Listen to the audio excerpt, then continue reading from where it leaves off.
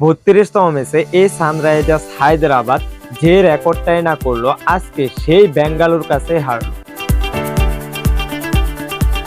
আজকে উচ্ছ্বাসিত RCB toss জিতে ডুপ্লেসির দল ব্যাটিং করতে নামলো। আজকে টস জিতে ব্যাটিং করতে নামে আরসিবি। প্রথম থেকে মারমুখী ছিল ডুপ্লেসি 12 বল খেলে 25 রান করে 3-4 মেরে 1-6 মেরে ডুপ্লেসি 12তম বলে ক্যাচ আউট হয়ে যায়। তারপর রাজত পাথিদার 20 বলে 50 রান করে অসাধারণ একটি ইনিংস দাঁড় করিয়ে দেয়।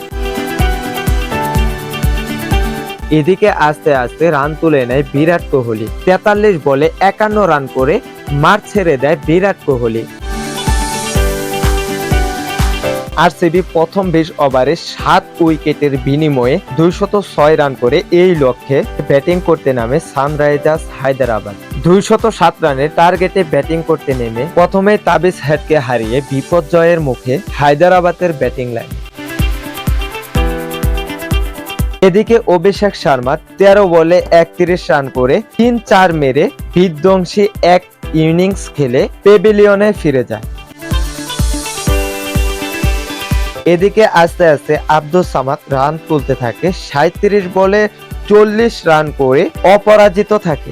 এদিকে অধিনায়ক প্যাট কামিন্স 31 রান করে আউট হয়ে যায়। এদিকে প্যাট কামিন্স আউট হওয়ার পর আরসিবির জয়টা আরো সহজ হয়ে যায়।